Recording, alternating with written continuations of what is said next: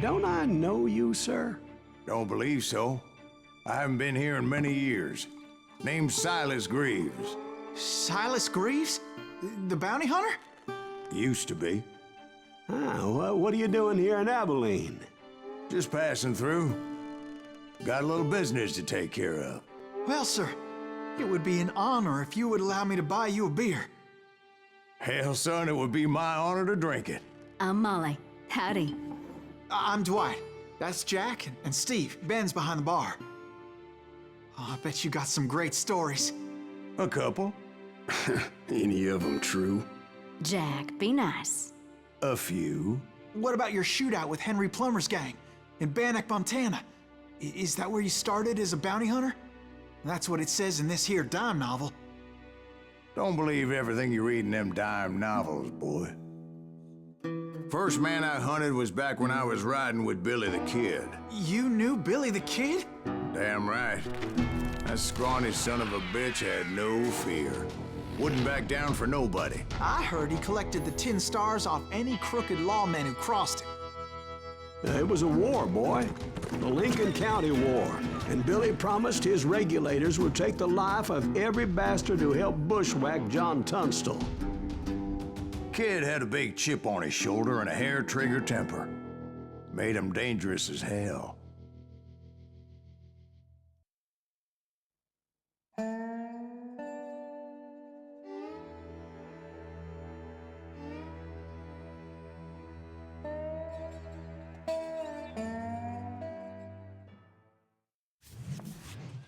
It was about 30 years ago. Billy was hiding out in an abandoned farm near Stinking Springs.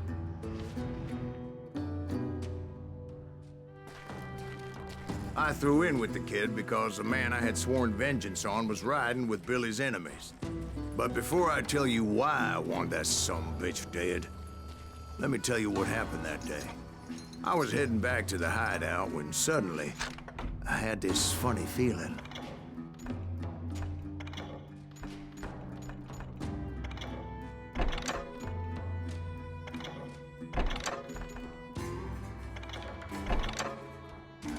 Funny, haha. No, Steve. The other kind of funny.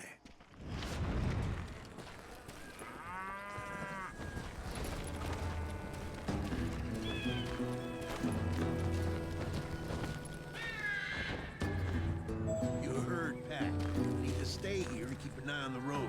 That's not fair. We're missing all the fun. I knew those two morons would never let me through. I had no choice. Who's that? It's you and us.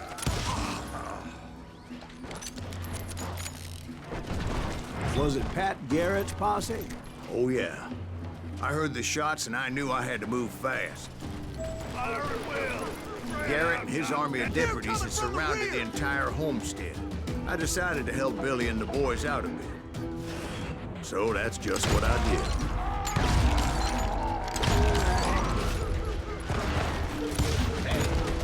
Behind us!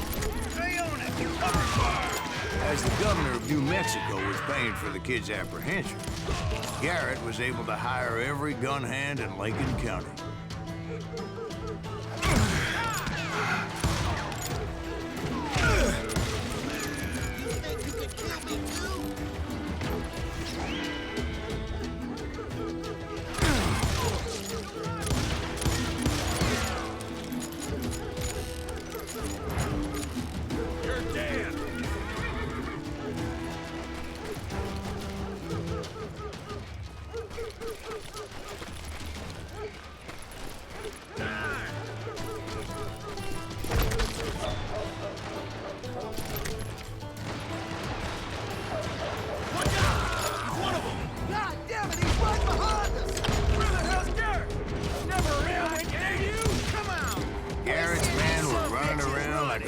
Chickens with their heads cut off. Still, one of them reached the water tower.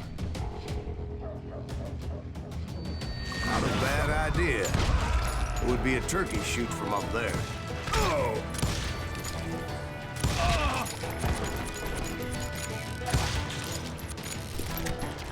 Luckily, these shooters Garrett hired weren't the sharpest tools in the shed.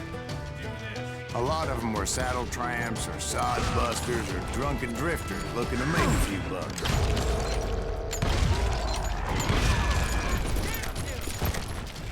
Then, I heard a friendly voice yelling at me from the window.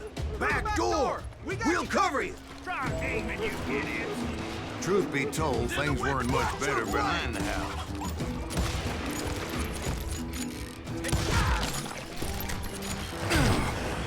I cut their numbers in half, but that just made the ones that were left twice as mad. They made up for their lack of skill with a seemingly endless supply of ammo.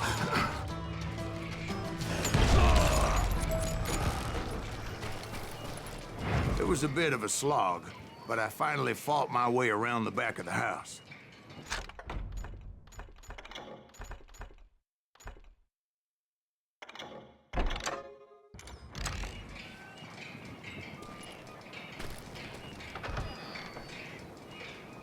And like that, I was inside, none the worse for wear.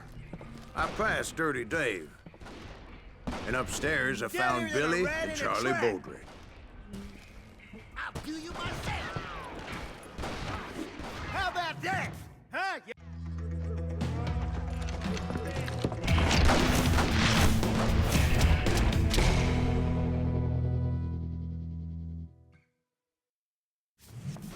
Billy looked at me and said, "About time, amigo. Grab a gun and get to the window." Wait, so you were friends with Billy the Kid? Yeah, sort of. Anyway, we were surrounded by dozens of deputized shooters who wanted to do us harm.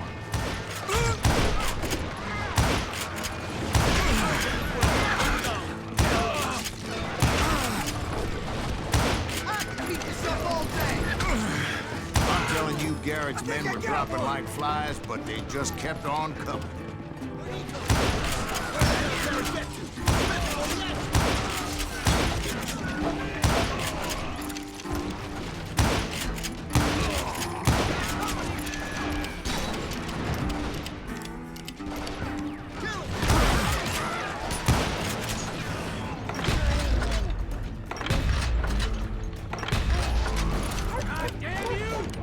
That's when Charlie got hit. "They're catching us in a crossfire," shouted Billy. "Get to the other side!"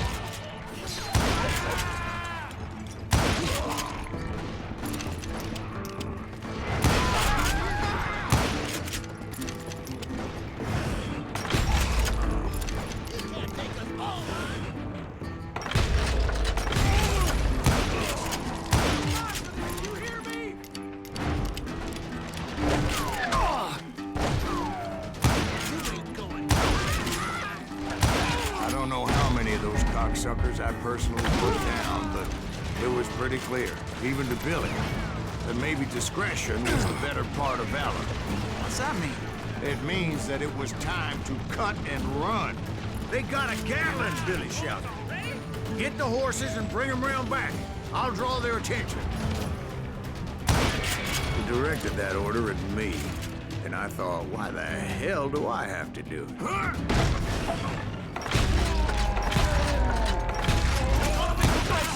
Those poor sons of bitches are Many done would have for. fled in my place. But I had that false sense of invincibility that many young men have. Like Jack here. What are you saying, old man? Jack is just joshing with you. Yeah, he better be. Mr. Greaves, please continue. Please, call me Silas, ma'am. Now, where was I? You were heading for the barn. Making my way past a castle of fallen foes. Sounds like Garrett hired a whole regiment of hired guns. Shoot it! Yeah, and just when I thought I was done with them, more of these hapless bastards would pop up.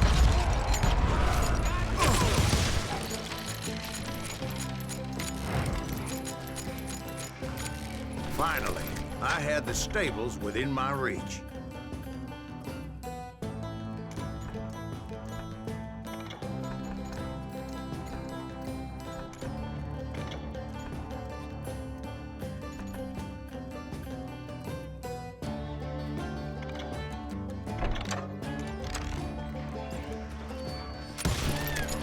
after the fight, maybe we could treat ourselves to some fried chicken.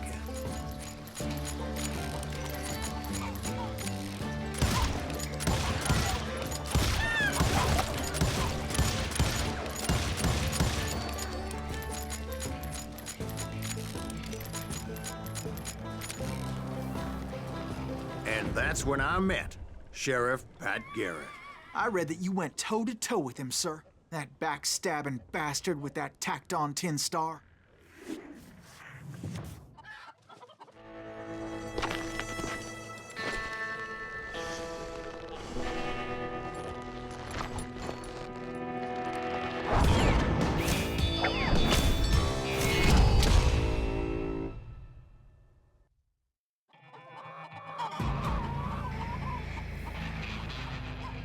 You challenged him to a showdown.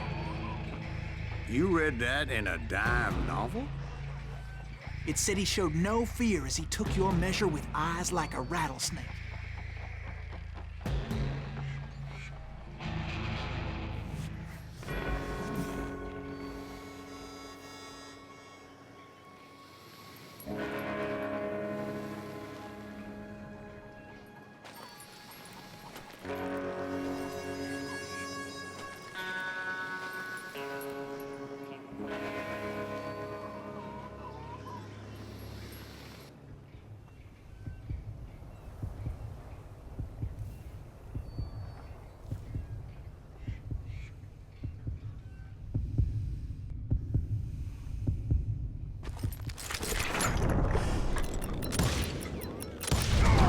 And that you killed him in a fair fight.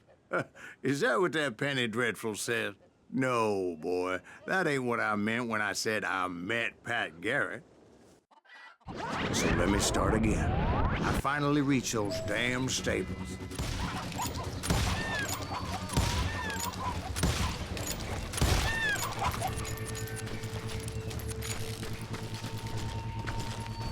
I stepped inside, and bam!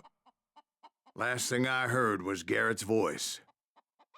That's not Billy. And go on, how did it end? And, boy, that was just the beginning.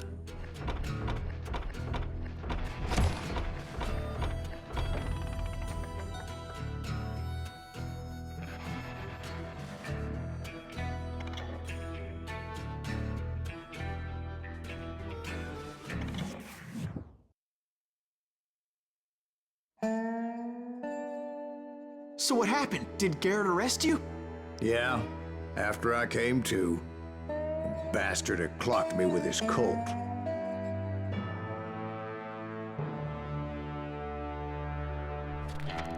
And the kid surrendered? When he realized there was no getting out of there alive. So they locked you up in Lincoln? Indeed they did. Sentenced me to hang right along with the kid.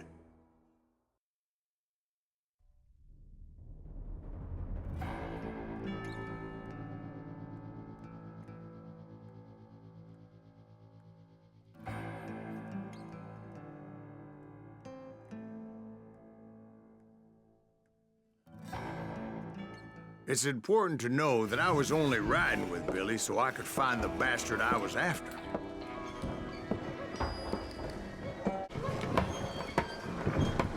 He was with John Kinney's gang, and they were sworn enemies of Billy's regulators. Why were you after him? I owed that son of a bitch a bullet for what he had done to me and mine. Instead, all I got for myself was a goddamn death sentence. Luckily, it was right around then that I heard Billy make his move. He shot Jim Bell and a few other guards as he made his getaway. Later, they wrote that some lady friend planted a pistol for him in the privy. What the papers didn't say is that Billy helped me escape, too.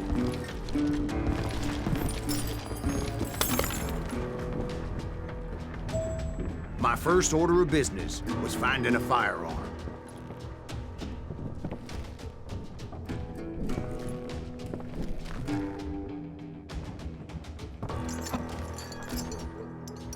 Luckily, I located Deputy Bob Ollinger's mean-ass shotgun.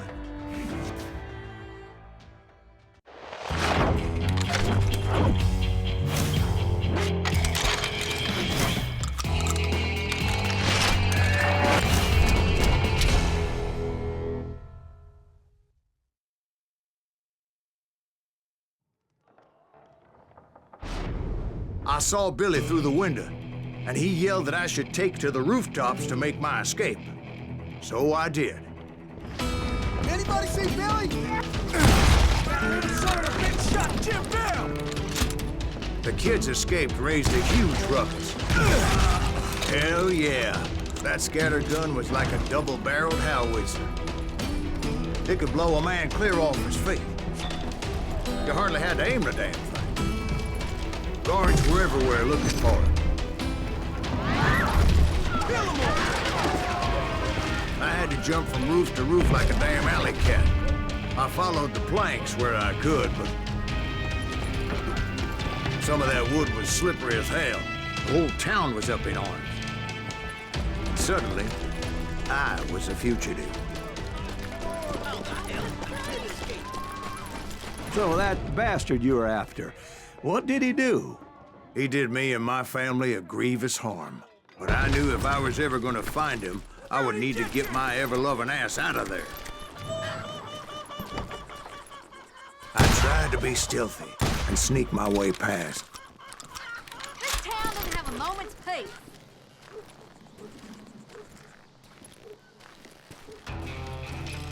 You! But hell, if they weren't all waiting for me. Apparently, some of them thought I was Billy.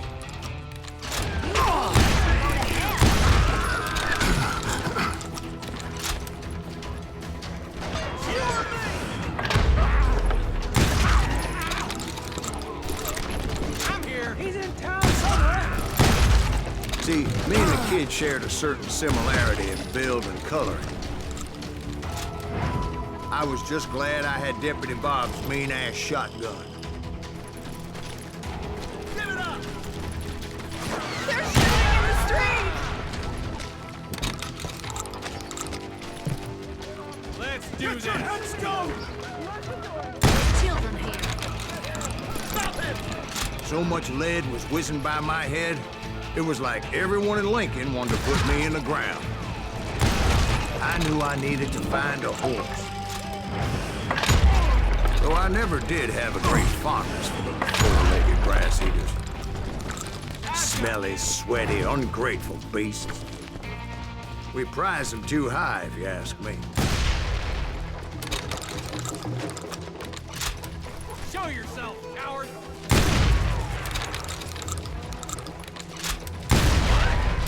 I can't hear you!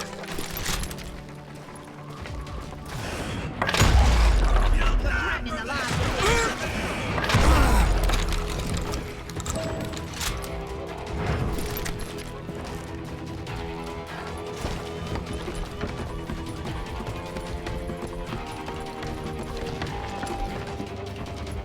That town's going to hell in a handbasket! But where was the kid while you were busy getting shot at? Gone. And that's when it occurred to me why Billy set me free.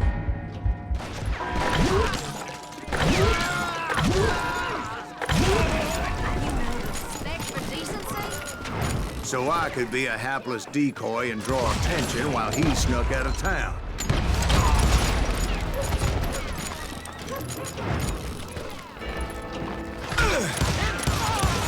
I knew if I made it out of there in one piece, no one would put a price on my head.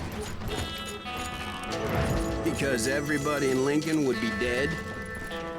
No, because they all thought I was Billy. And all that blame would fall on him. Meanwhile, Deputy Bob Ollinger was organizing a posse to put me down. He was already a mean son of a bitch, but he was doubly pissed that I stole his mean-ass shotgun. Get the women off the street! On yourselves! Get away!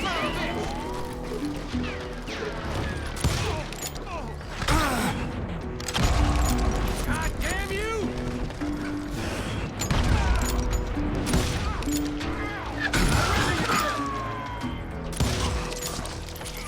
Leave him to me!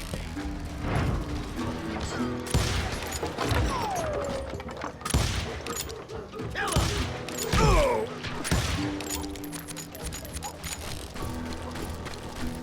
Get out here!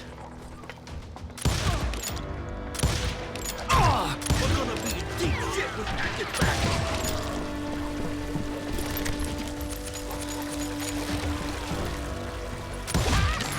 I'll flank him.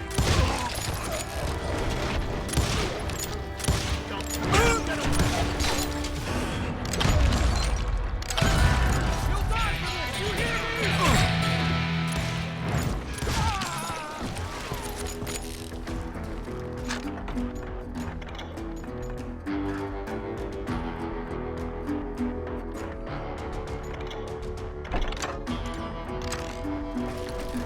Time to die!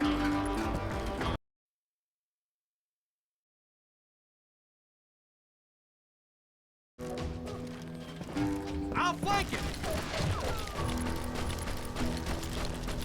We're gonna be in deep shit when Pat gets back!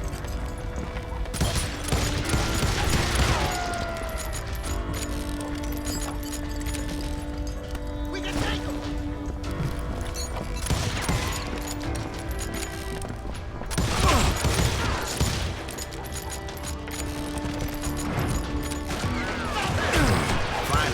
I found what I was looking for. The stables on the edge of town. Come out, you yellow bastard!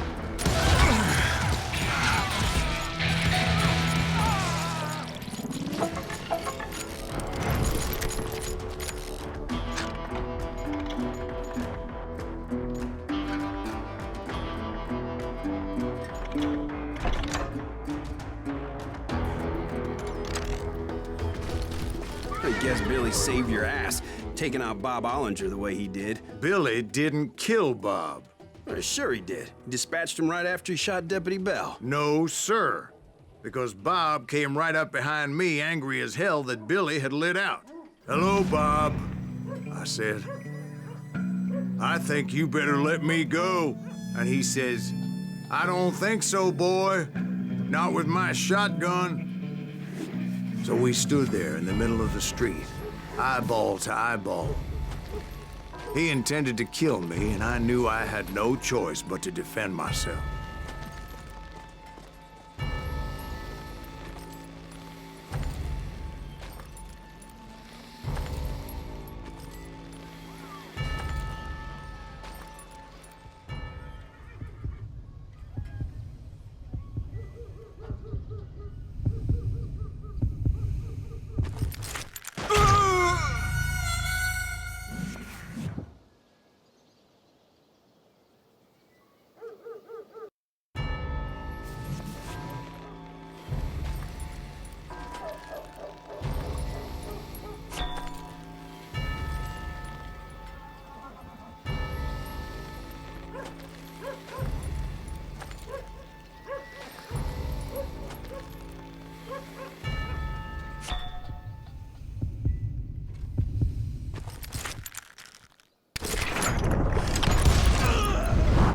I killed him in a fair fight. Everybody saw I had no damn choice. Well, Lincoln got a mite depopulated that day. Pat Garrett gunned down Billy 3 months later, so his escape was all for naught anyway.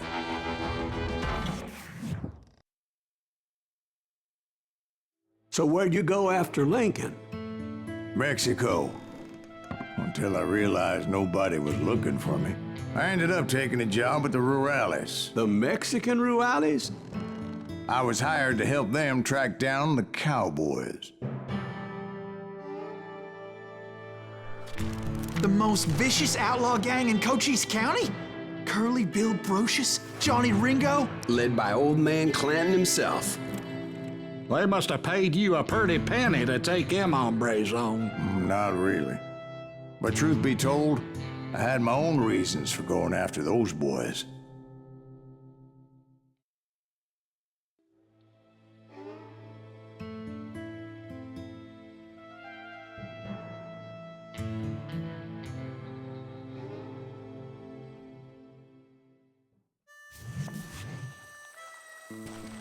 So was the bastard you were after now riding with the cowboys? Roscoe Bob Bryant was his name. Oh. But no, this time it was a different bastard I was after. The aforementioned Mr. Ringo. And yes, he was working for old man Clanton. I came upon them robbing a stagecoach, which wasn't surprising, being they were such murderous thieves and bastards. The bandits wore red scarves, so I knew they worked for the old man. Over there! I did my best to help those poor passengers. Moments later, the attackers were dead, and I checked the stagecoach to see how many passengers were still breathing. None. It was then I wondered if the rocks weren't hiding more bandits. Was that all of them? Or did I just hit the rear guard? I quickly got my answer. They attacked from on high like Apaches often do.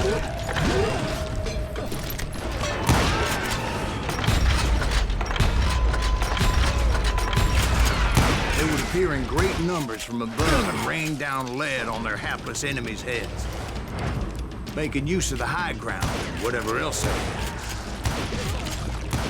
Yep, the Apaches always appeared out of nowhere, and there never seemed to be an end to them.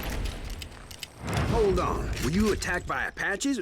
What happened to the cowboys? Did I say they were Apaches? I said Clanton's cowboys attacked me Apache style. I was in a pitched battle, but I was holding my own against an overwhelming enemy force. See, at the time, I was still pretty green and would often blunder into regrettable situations.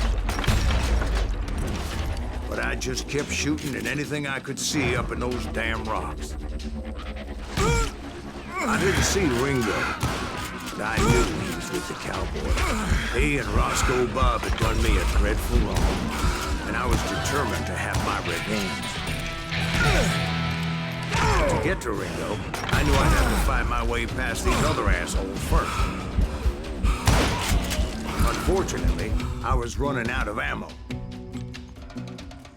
Another perfect example of my relative inexperience as a hunter of men. I immediately knew that a tactical retreat was called for, as my vengeful fury was much less impressive without the bullets to back it up.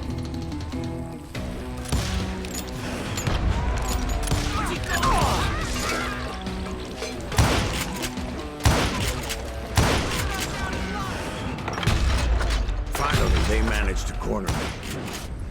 Trapped as I was, the odds of my survival seemed pretty slim.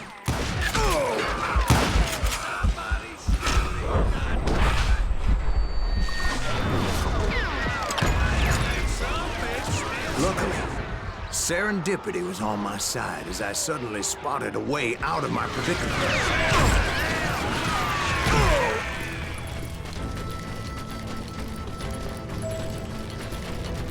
I ran ahead as if the devil himself was after me. Bullets were whizzing by my ears, but I wasn't about to roll over and die. I just kept running like there was no tomorrow. Because there wouldn't be if Clanton and his men caught up with me.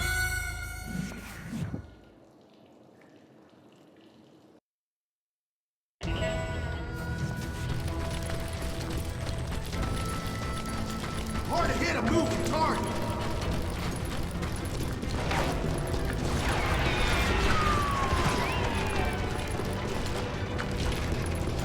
Where's he that? I just kept running like there was no tomorrow. Because there wouldn't be if Clanton and his men caught up with me.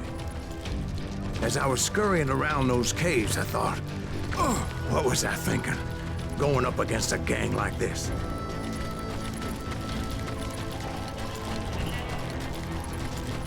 No one will ever fight you here.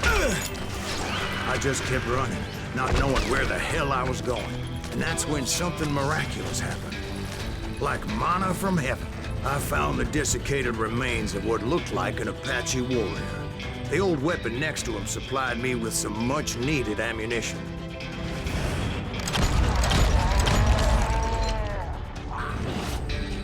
Bat Masterson once told me it was more important to be lucky than good, and he would know.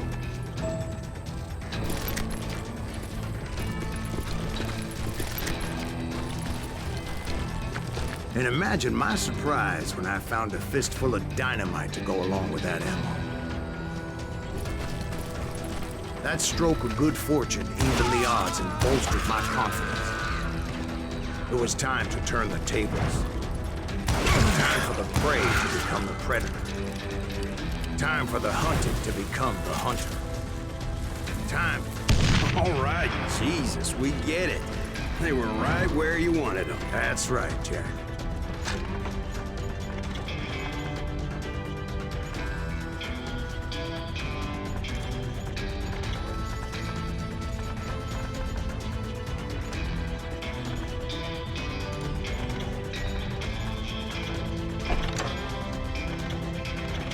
I was done running. The old man's boys were not expecting that. No, sir. I came at them like a wildcat. It was finally time for that old man to pay for his sins.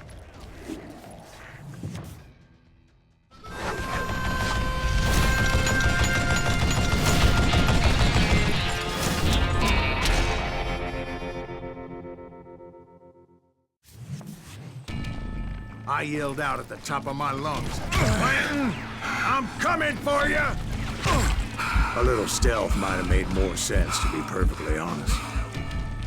Because that old fool had a Gatling gun and enough bullets to last him till kingdom come. But I knew I could not let that deter me. Not if I was to find and kill Ringo. I needed to get that old man off that gun.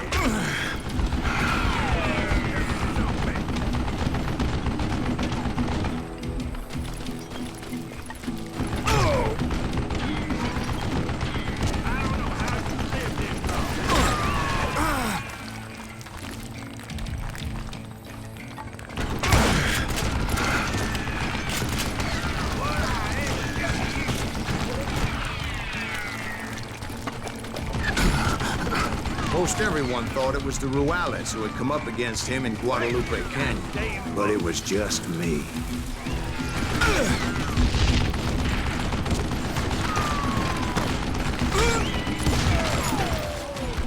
Where'd you get that?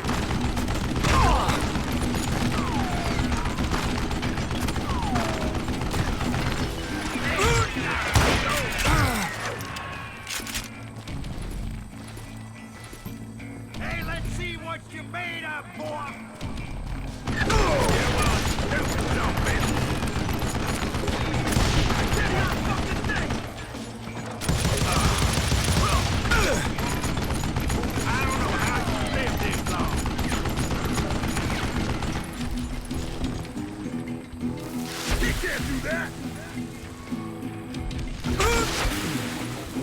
Get to cover!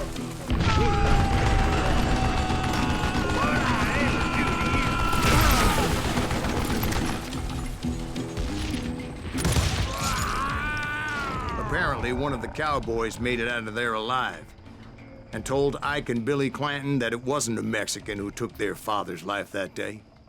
They just assumed it was one of the Earps, and that little misunderstanding eventually led to that legendary gunfight at the OK Corral.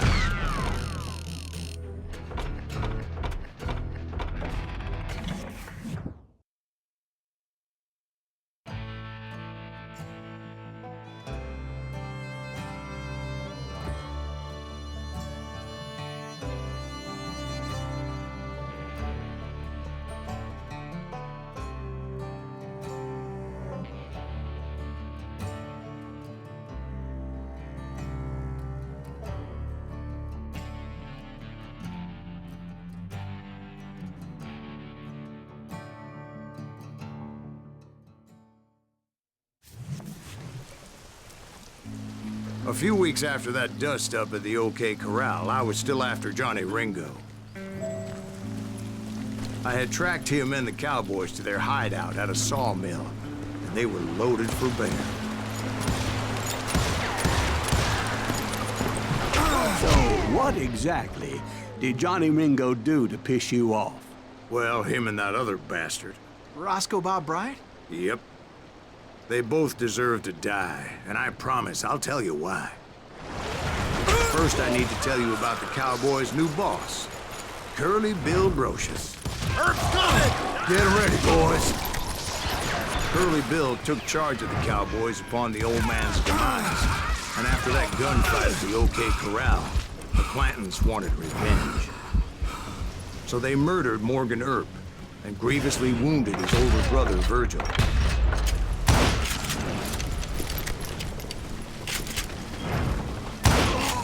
Wyatt and Doc went on what became known as the Vendetta Ride, hunting those outlaws down. So when I showed up, that's who they thought I was. Ah, you yellow bastard!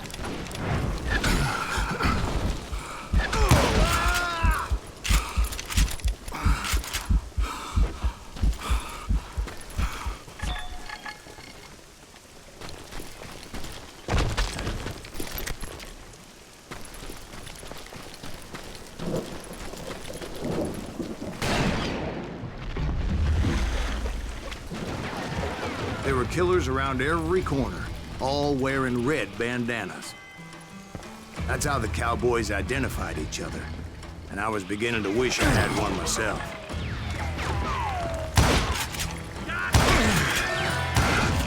But I wasn't about to let Ringo walk away unscathed, and that's what drove me forward. They say that Ringo was infernally fast. I hardly saw anyone faster, boy. Certainly not Wyatt Earp. That man was all hat and no cap.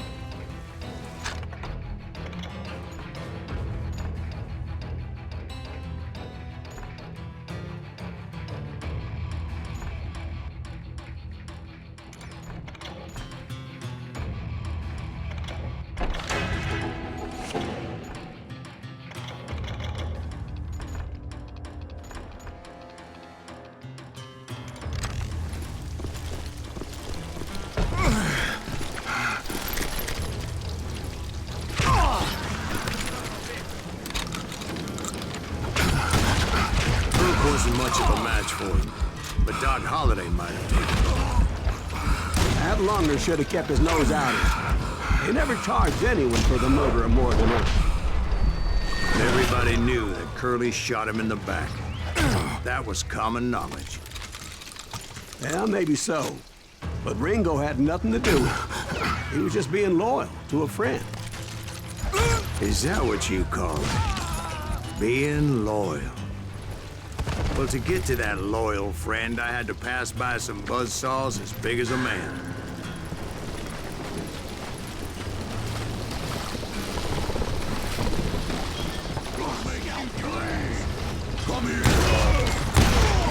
Excuse me, sir. I have a question.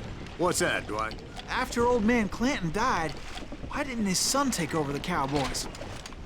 Because Ike Clanton was dumber than a box of rocks and a yellow belly to boot.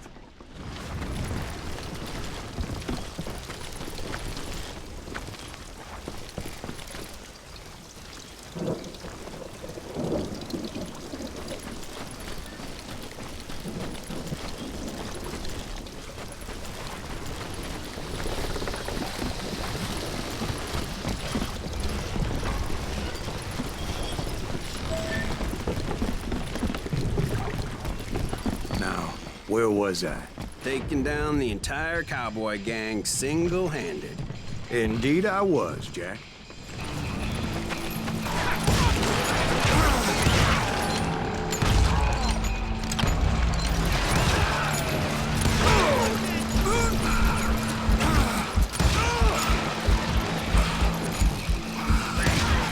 Though it wasn't easy, as those boys had good cover.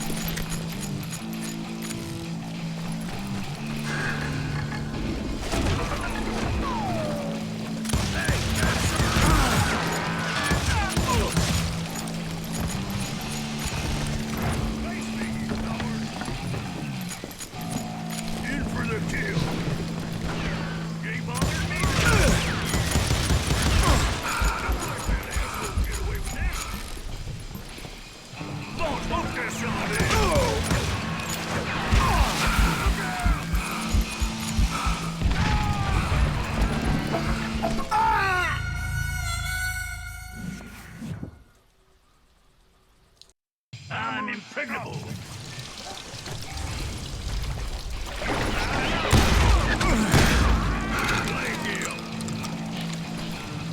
Oh, now.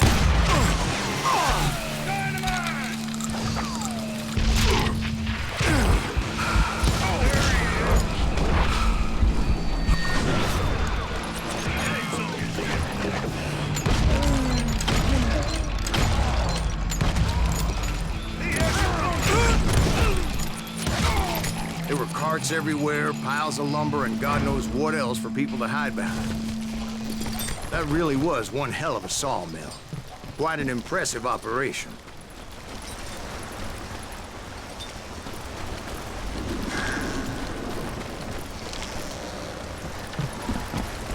And where was Curly Bill? Did you see him? I'm about to get to that, Ben. Patience. I'm painting a picture here. There was this beautiful waterfall and a crystal clear stream that led to a verdant valley that was truly... Consider your picture painted. What happened next? Well, finally the bastards that were still alive made a last stand.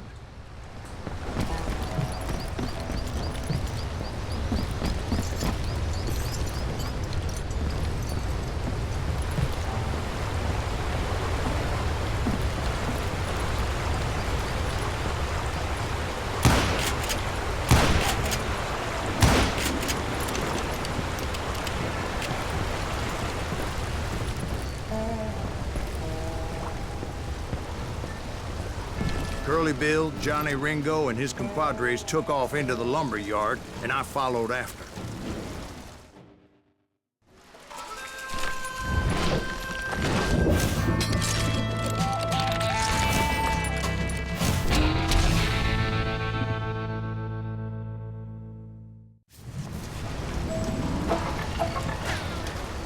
Are you saying they ran?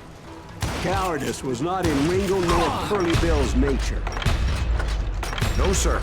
I never said they were running scared. They just wanted me out in the open. Time to dance with the devil! Just be working quiet, Herb. See what you got, Herb. Send you to kill me?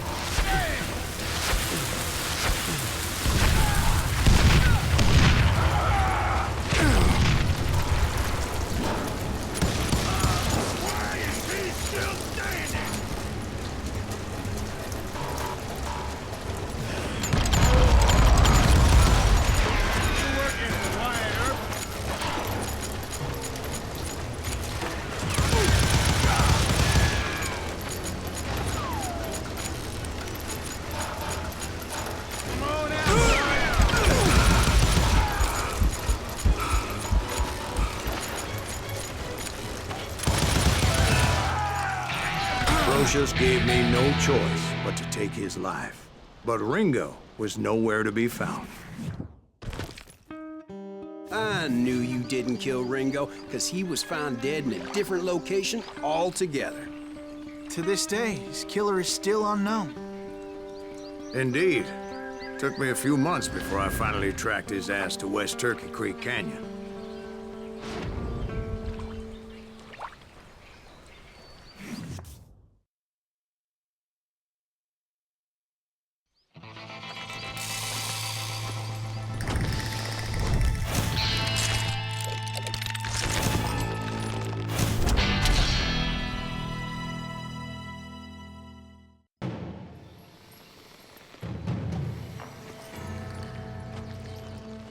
That's incredible, sir. I always thought that Doc Holliday was the one that killed him.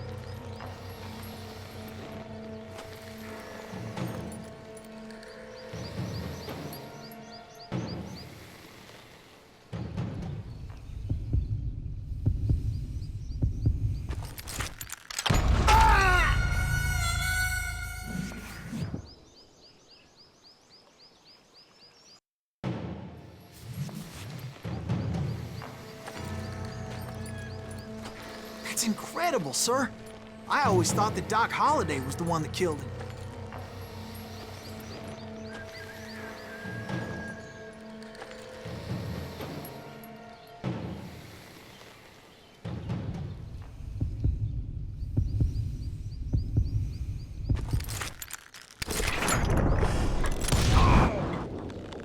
Sorry I had to ruin the legend for you, boy.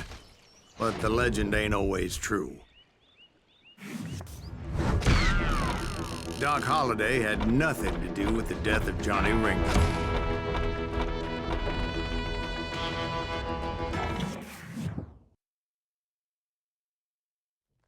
I was paid a healthy bounty for Ringo and Curly Bill, and realized there was real money to be made. That's why I went after Henry Plummer.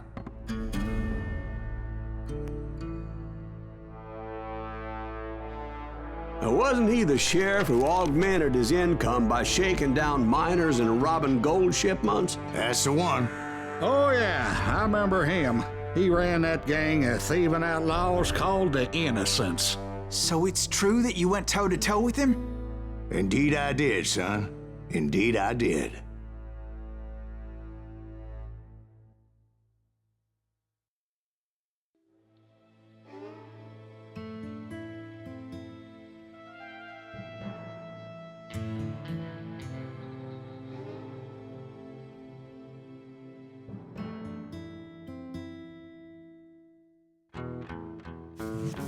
I knew I needed resources if I was going to track down Roscoe Bob Bryant, and hunting Plummer looked like a good way to get rich quick.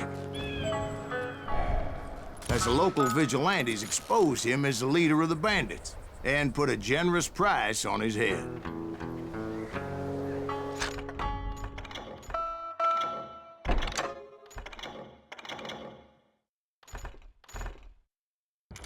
Plummer rallied his gang to plunder one last gold mine before making their escape, and that's where I thought I'd find him.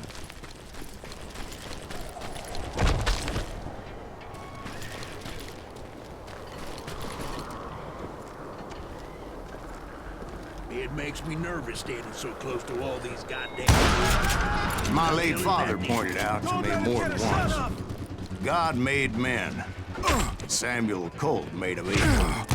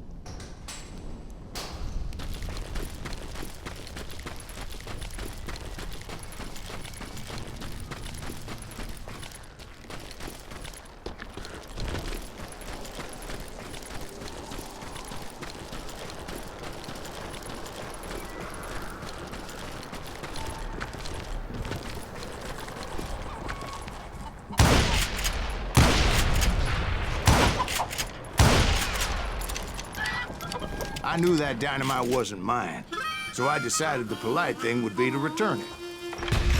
It was the biggest gold rush since Sutter's Mill in '48. Unfortunately, prospectors weren't the only ones drawn to those riches. You're dead! There were thieves and killers, robbing travelers and hijacking gold ships. Like those that ran with Plummer. Some were just regular folks I knew from town, drawn by greed and easy pickings.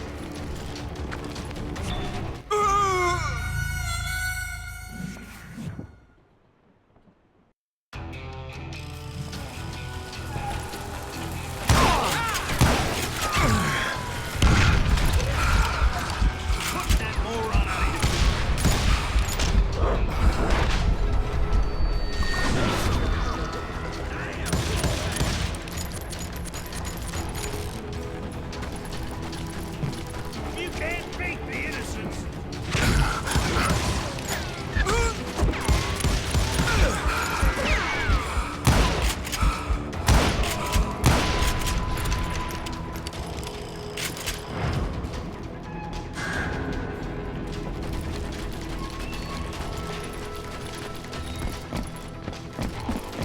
Charlie Crow, the blacksmith. James, who worked in the stable. Sam and Jeremiah Barber, the butcher's son. Ordinary citizens who lived a double life. Stealing and thieving and murdering their neighbors.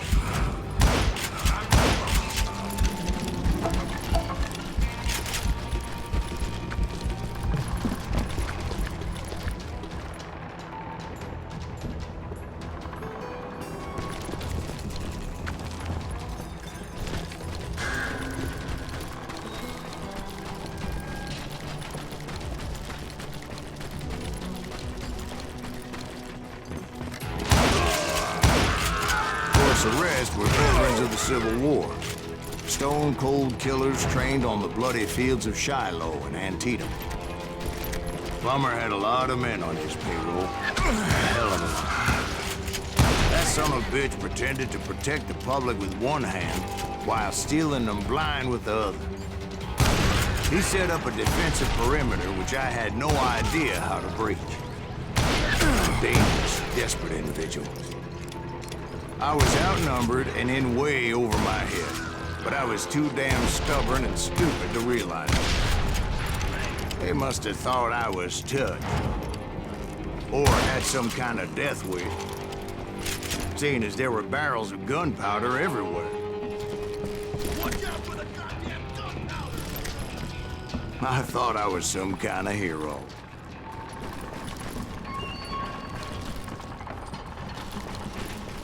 I finally made it past and headed on to meet my destiny.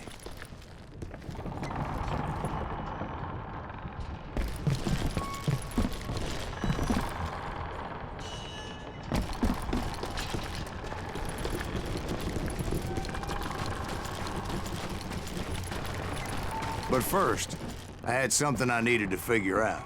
I had a few ideas on how to get into that mine, but once I made my decision, I knew there was no turning back. So my first thought was to enter the nearest mine portal. I saw an entrance. Made sense. It was the quickest way in, but that also made it more dangerous, as there would undoubtedly be enemy pickets posted along the way.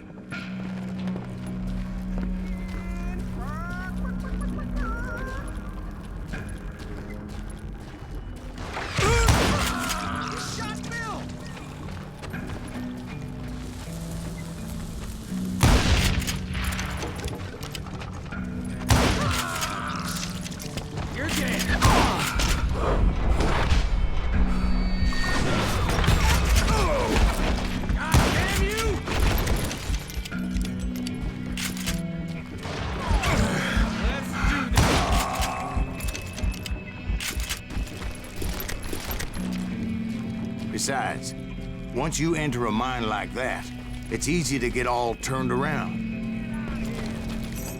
And that confusing maze of corridors wouldn't even be the worst of it. Some of those shafts can be as deep as hell. A single stumble or misstep can easily end in a deadly plunge to oblivion.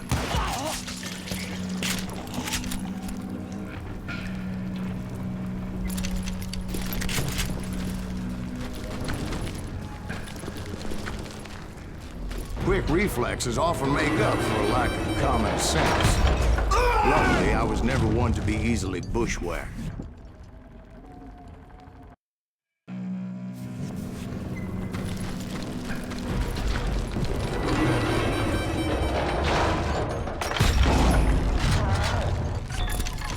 I would just need to be careful not to blow myself to kingdom come. Get him! With all that gunpowder and dynamite everywhere, a body has to know what he's shooting at.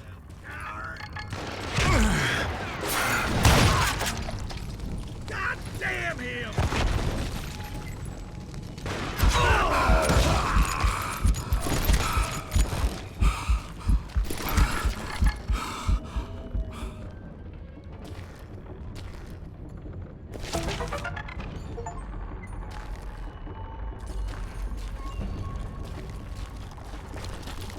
One wrong bullet could have turned that mine into a dad-blasted tube.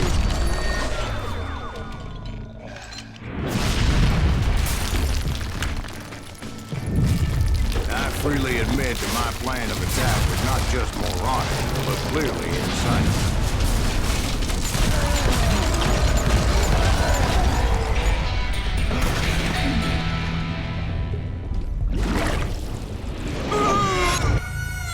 It's a good thing that I abandoned that ridiculous plan before I even tried it. Instead, I spotted a ladder, a way into the mine from the opposite side.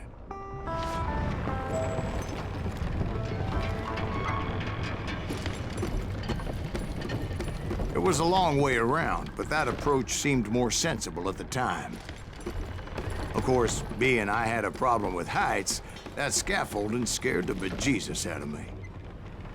Climbing down that ladder required some caution, because even though I had a younger man's reflexes, no man can dodge a damn bullet while climbing down a rickety ladder. I needed to make a leap of faith.